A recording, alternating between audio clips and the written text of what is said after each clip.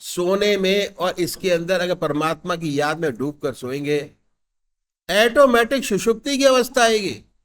मन को इतना आराम मिलेगा कि अगर 10 गोली सोने की आप खा लें, उसमें इतना आराम नहीं मिलता मन और शरीर को जितना परमात्मा की याद में सोने से मिलता है। ठीक है। इसलिए ध्यान के अंदर हमारे यहाँ जो लोग बैठते हैं तो खर्राटे लेते हैं कभी कभी बैठ के। ऐसी सुंदर अवस्था नींद की होती है, सुषुप्ति की होती है। और सुषुप्ति के बाद अगर नाम और बढ़ता चला जाता है तो वही समाधि के अंदर कन्वर्ट हो जाता है। काम भी करते हैं, परमात्मा का नाम भी चलता है। मार्केट जा रहे हैं, परमात्मा का नाम साथ चल रहा है। ये है मेडिटेशन। कंसंट्रेशन बैठ के किया जाता है। मेडिटेशन बाजार जा रहे हैं तो चल रहा है, ऑफिस जा रहे हैं तो ऑफिस में जाते जाते कर सकते हैं, खाना खा रहे हैं तो आप कर सकते हैं, नहाने जा रहे हैं तो आप कर सकते हैं। मेडिटेशन बड़े आराम से परमात्मा को याद करिए, उन्हीं के याद में सारे काम करिए। बड़ी सुंदर स्थिति होती है और बड़ा ही आनंद का रास्ता है। రేపు కూడా మీరు కూడా మాట్లాడుకుంటూ ఉన్నారు ఎవరితో వాళ్ళు. ఎవరికి కూడా గురువుగారి మీద భక్తి కానీ వినయ విధేయతలు కానీ ఏమీ లేవు. మహాత్ములు మన ఊరు వచ్చి మన సత్సంగ దగ్గరికి వచ్చి మంచి మంచి విషయాలు చెప్తున్నారు అంటే ఎంత ఏకాగ్రత ఉండాలి. ఎవరి పనుల్లో వాళ్ళు ఉన్నారు. అదే చెప్తూ ఉన్నారు గురుదేవులు. సద్గురు గురువు దగ్గరికి వచ్చాం, గురువు గారు దర్శనం చేసుకున్నాం, ఆయనకి ఏవో చేతిలో పళ్ళు పెట్టేసాం, అయిపోయింది. అది కాదు. మన మార్గంలో సత్సంగ్, సత్నామం, సద్గురు. సద్గురు ఆఖరిలో వస్తారు, ఆఖరి సమయంలో. ముందు సత్సంగ్. సత్సంగ్ అంటూ ఉంటూనే మనకి సత్నామం వస్తుంది, అంటే భగవన్నామం. ఆ సత్నామం సద్గురువు ద్వారా ఇవ్వబడుతుంది. కనుక సత్సంగ్కి మొట్టమొదటి ప్రాధాన్యత ఇవ్వాలి. గురుదేవులు ప్రారంభంలో అది చెప్పారు. ఈ మన యొక్క ఈ అఖిల భారతీయ సంతమత సత్సంగ్లో మానసిక పూజ, మనసు ద్వారా సాధన చేయించి ఆనందాన్ని పొందేటువంటి విధానాన్ని తెలియచేస్తారు. కాబట్టే ఆనంద యోగము అని చెప్పడం జరిగింది. మీరు ధ్యానం చేస్తున్నారనుకోండి, ప్రతిరోజు కూడా మీ జీవితంలో ధ్యానం ఒక భాగంగా మారిపోయింది అనుకోండి, అది ధ్యాన యోగం. ఆ ధ్యానం చేయడం ద్వారా ఆనందాన్ని పొందారనుకోండి, ఆనంద యోగం. ఈ ఆనందం అనేది ఏమిటి అసలు అని చెప్తూ ఉన్నారు గురుదేవులు. అసలైన ఆనందం అంటే మన మనసులో ఉంటుంది. నిజానికి మనం చాలామంది ఏమనుకుంటాం, ఆనందం అంటే మన శరీరం ద్వారా ఏర్పడేటువంటి కోరికలు తీర్చుకోవడంలోనే ఆనందం ఉందనుకుంటాడు మనిషి. కానీ అది కాదని చెప్తున్నారు మహాత్ములు. నిజానికి మనకు కనబడేటువంటి ఈ శరీరం 3 శరీరాల యొక్క కలయిక. స్థూల శరీరం మొట్టమొదటిది, సూక్ష్మ శరీరం అనగా మనస్సు రెండవది, కారణ శరీరం అనగా ఆత్మ మూడవది. పరమాత్మ ఎంతో చక్కటి శరీరాన్ని ఇచ్చాడు మనకి. గురుదేవులు తెలియచేశారు ప్రారంభంలో. 84 లక్షల జీవరాశుల్లోనూ కూడా మన చుట్టూ రకరకాలైనటువంటి జీవ జంతువులు ఉన్నాయి. అన్నిటిలోనూ కూడా మానవ శరీరాన్ని చాలా సుందరంగా, అందంగా తీర్చిదిద్దాడు. కళ్ళు, ముక్కు, చెవులు, నాలుక, కాళ్ళు, చేతులు, ఇవన్నీ కూడా. అదేవిధంగా ఎంతో జ్ఞానాన్ని ఇచ్చాడు మనిషికే. మిగిలిన జీవ జంతువులకి మనకి లేనటువంటిది ఒక జ్ఞానం మాత్రమే. అవన్నీ కూడా వాడికి తోచిన పని చేసుకుంటూ వెళ్ళిపోతూ ఉంటాయి. ఆకలిస్తే ఆహారం తినడం, నిద్రించడం, ఇంకా ఇతరితర పనులు చేయడం, అలాగా. కానీ మనిషికి వీటితో పాటు కర్మలు చేసేటువంటి స్వతంత్రాన్ని ఇచ్చాడు. మరి గురుదేవులు ఏమని తెలియజేస్తున్నారు, ఈ శరీరం ఏదైతే ఉందో మనకు కనబడేటువంటి ఈ పాంచభౌతిక దేహం, పైకి కనిపించేటువంటిది కళ్ళు, ముక్కు, నాలుక, చెవులు, కాళ్ళు, చేతులు, ఇవన్నీ కూడా పాంచభౌతిక దేహం. ఇవి కర్మేంద్రియాల ద్వారా పనిచేస్తుంది. కళ్ళు చూస్తూ ఉంటాయి, ముక్కు వాసన చూస్తూ ఉంటుంది, నాలుక రుచులు చూస్తూ ఉంటుంది, కొత్త కొత్త రుచులు కోరుకుంటుంది, చెవులు ఎల్లప్పుడూ చక్కటి విషయాలు వినడానికి ఆసక్తితో ఉంటాయి, చేతులు మనకు కావాల్సిన పనులు చేస్తూ ఉంటాం, కాళ్ళు మనకు నచ్చిన చోటుకి వెళ్ళిపోతూ ఉంటాం. ఇదంతా కూడా స్థూల శరీరం, మనకు కనబడేటువంటి ఈ శరీరం చేసేటువంటి పని. ఈ విధంగా ఉదయం నుంచి లేచింది మొదలుకొని రాత్రి నిద్రించేంత వరకు కూడా ఈ శరీరంతో సంసారానికి సంబంధించిన రకరకాల పనులు చేస్తూ ఉంటాం. చేసి చేసి చేసి రాత్రికి అలసిపోతాం. అలసిపోయి నిద్ర అనేటువంటిది మనకి ఒకటి ఇచ్చాడు పరమాత్మ. ఈ నిద్ర అనేటువంటిది ఎందుకంటే ఈ స్థూల శరీరానికి అనగా మనకు కనబడేటువంటి ఈ శరీరానికి విశ్రాంతి ఇవ్వడానికి. ఎప్పుడైతే నిద్రపోయామో చక్కగా గాఢమైనటువంటి నిద్ర ఎవరికైతే కలిగిందో వాళ్ళందరూ కూడా మరుసటి రోజు ఉదయం లేవగానే చాలా శరీరం అంతా కూడా చాలా ఉత్సాహంగా ఉల్లాసంగా ఉంటుంది, ఎంతో తేజోమయంగా ఉంటుంది, చక్కటి శక్తి. మరలా తర్వాత రోజు సంసారం పనులు చేసుకోవడానికి కావాల్సినటువంటి శక్తి అంతా కూడా ఈ శరీరానికి వస్తుంది. ఎందుకని? నిద్ర ద్వారా. ఒక్కరోజు మనకి నిద్ర సరిగ్గా పట్టలేదు అనుకోండి, ఆ రోజంతా కూడా లేచింది మొదలుకొని చికాకుగా ఉంటుంది, బద్ధకంగా ఉంటుంది. మహాత్ములు ఏమని తెలియచేస్తున్నారంటే ఈ నిద్ర ద్వారా మన శరీరానికి ఏ విధంగా అయితే విశ్రాంతి ఇస్తున్నామో మన లోపల ఉన్నటువంటి రెండో శరీరం అనగా మనస్సు, సూక్ష్మ శరీరం, దానికి కూడా విశ్రాంతి ఇవ్వాలి. అసలు ఈ మనస్సు అంటే ఏమిటి, అది చేసేటువంటి పని ఏమిటి అంటే మహాత్ములు తెలియజేస్తున్నారు. ఈ మనస్సు అనేది నిరంతరం ఆలోచిస్తూ ఉంటుంది అని చెప్తున్నారు. ఆలోచించడమే దాని పని, దానికి వేరే పని ఏం లేదు. ఉదయం లేచింది మొదలుకొని రాత్రి నిద్రించేంత వరకు మీరు ఏమేం పనులు చేశారో, ఎవరెవరితో మాట్లాడారో, ఎక్కడెక్కడికి వెళ్ళారో, ఏమేం చూసారో, ఏమేం తిన్నారో అన్నీ కూడా రాత్రి నిద్రించే సమయంలో మీకు అది స్వప్నాల రూపంలో చూపిస్తూ ఉంటుంది. ఆ మనసు నుంచి వచ్చినటువంటి ఆలోచనలకు అనుగుణంగానే మన శరీరం ప్రవర్తిస్తూ ఉంటుంది. చూడండి, ఓ రోజు మనకి కోరిక కలుగుతుంది మామిడి పండు తినాలని చెప్పి, ఒక మామిడి పండు తింటాం, ఇంకా తినాలనిపిస్తుంది, రెండోది తింటాం, మూడోది, నాలుగోది తినేసరికి ఇంకా తినలేం అసలు. ఎవరైనా వచ్చి ఒక 2-3 మామిడి పళ్ళు తినమంటే ఒకటి తింటాం, 2 తింటాం, ఇంక మూడోది తినలేం. అతి మోమాట మీద తింటే తినచ్చు, నాలుగోది మాత్రం చేతులెత్తి దండం పెట్టేస్తాం, ఇంకా చాలు బాబోయ్ నాకు వెగడొచ్చేసింది అని చెప్పి. మరి ఆ ఆనందం ఎక్కడుంది? మామిడి పండు తినడం వల్ల కలిగేటువంటి సంతోషం ఎక్కడుంది? శరీరంలో ఉందా? జిహ్వలో అంటే మీ రుచిలో ఉందా? అలా అయితే మీరు ఎన్ని మామిడి పళ్ళు తిన్నా సరే మీకు ఇంకా ఇంకా కావాలని ఆనందం కలుగుతూ ఉండాలి కదా. ఒక ఆయనకి మిఠాయి ఇష్టం అనుకోండి, స్వీటు లడ్డు, ఒక లడ్డు తింటాడు, 2 లడ్డూలు తింటాడు, బాగుంటే మూడోది తింటాడు, ఇంకా నాలుగోది తినలేడు. ఎంత బలవంతం చేసినా సరే 5వ లడ్డు అసలు తినలేడు. గురుదేవులు ఏమని చెప్తున్నారు? ఈ కోరిక, ఈ ఆనందం, ఈ సంతోషం అనేది మన నాలుకలో లేదు, మన రుచుల్లో లేదు, లోపల ఉన్నటువంటి మనస్సులో ఉంది. మనస్సు ఏదైతే కోరుకుందో మనిషి అదే చేస్తూ ఉంటాడు. మనస్సు ఎక్కడికి తీసుకెళ్తే మనిషి అక్కడికి వెళ్తూ ఉంటాడు, అంటే శరీరం.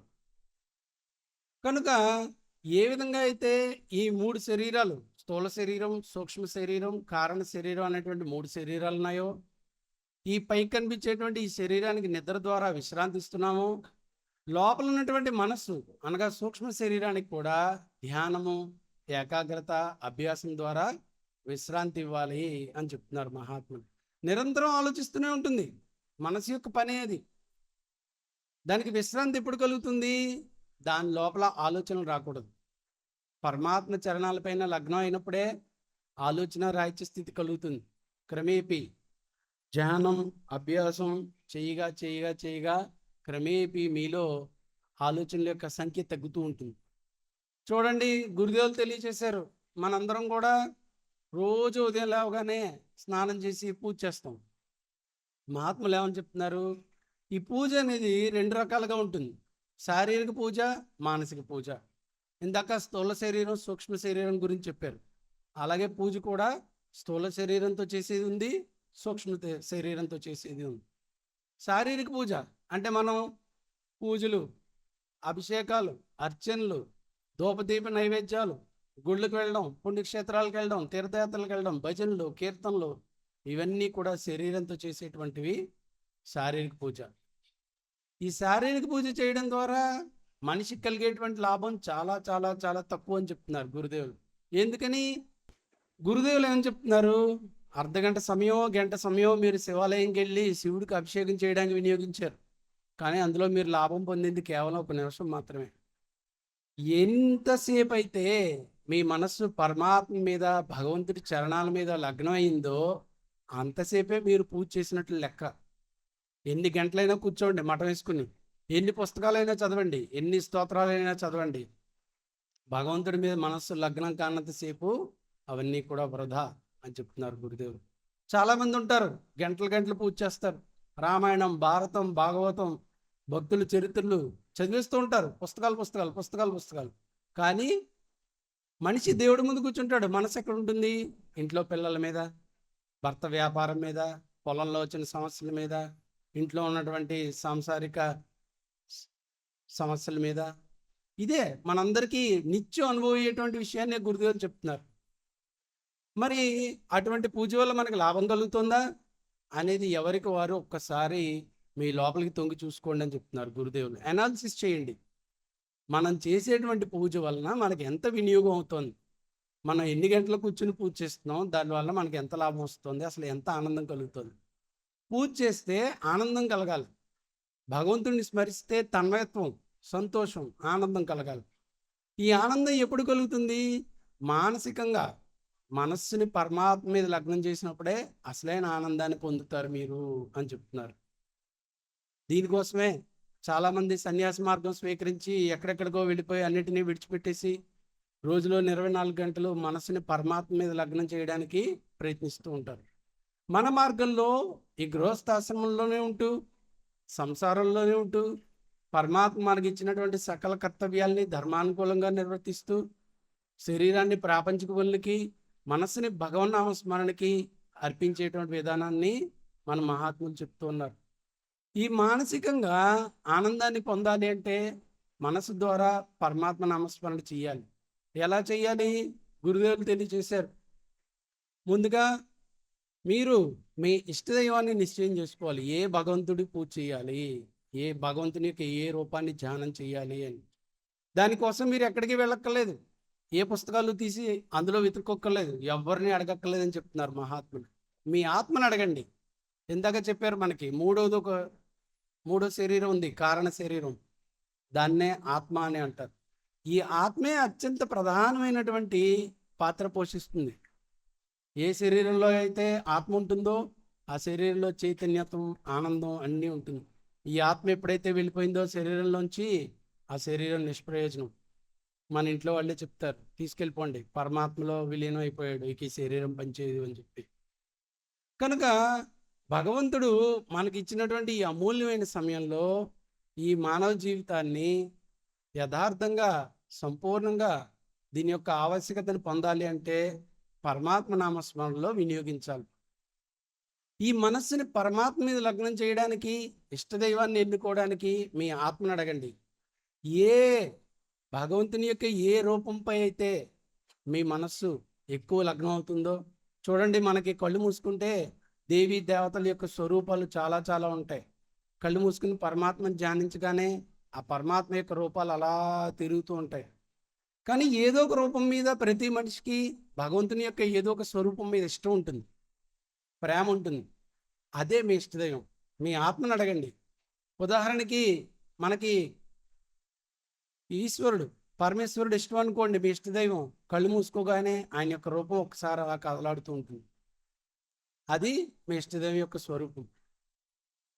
అదేవిధంగా ఆ పరమాత్మ, మీ ఇష్టదైవమైనటువంటి ఈశ్వరుడు సాక్షాత్తు సశరీరంగా మీ కళ్ళ ముందే ఉన్నాడు, మీ ముందు వచ్చి కూర్చున్నాడు అనే భావన చేసుకోవాలి.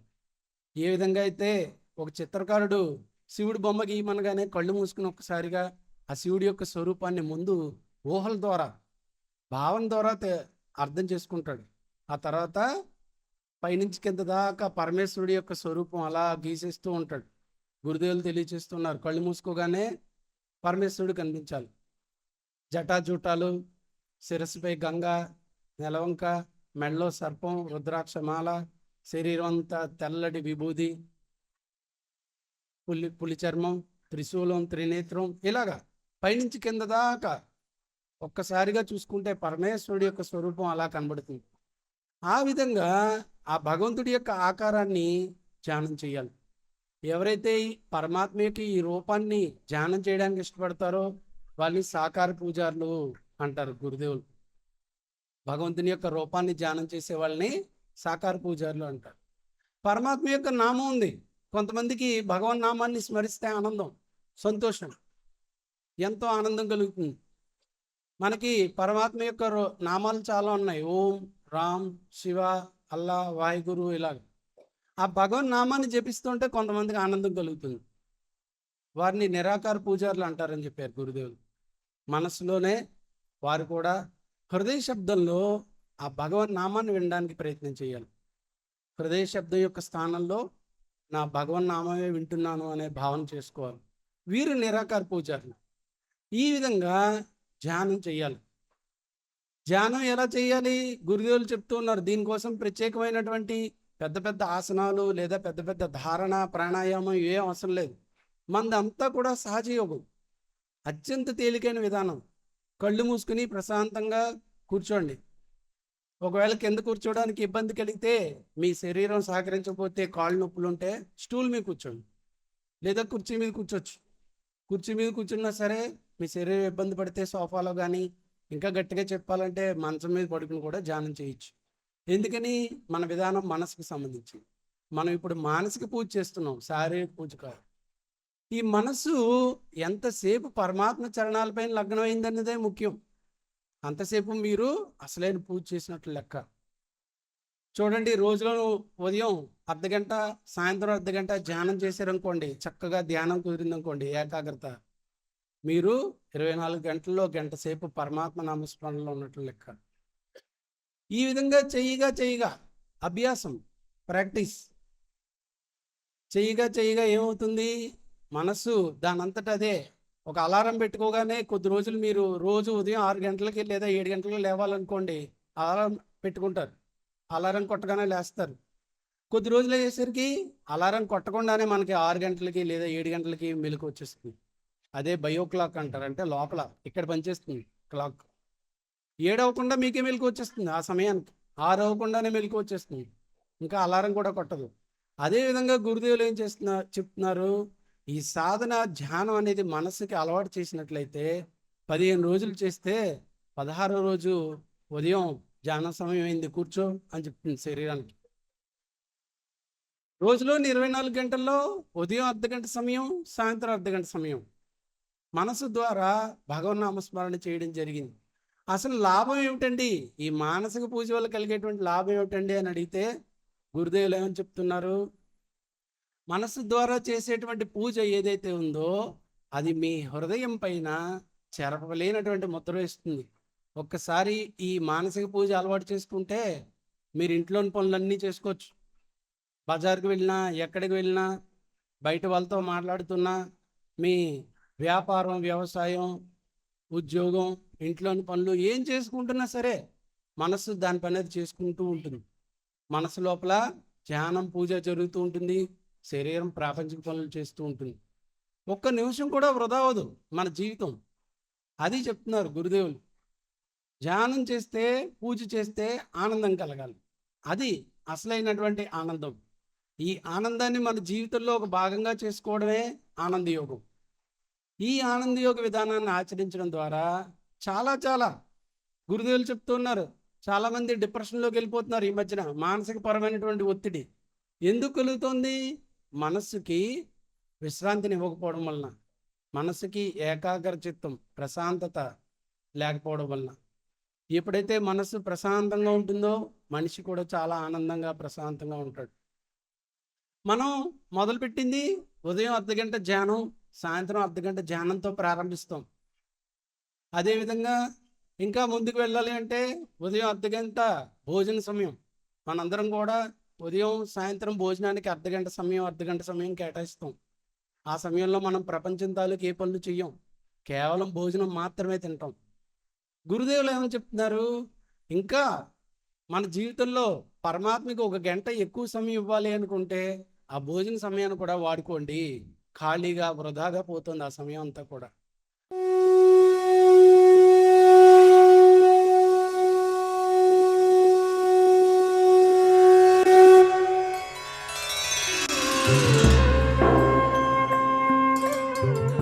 ध्यान योग के कार्यक्रम आनंद योग से निशुल्क जुड़ने के लिए संपर्क करें 9810239677।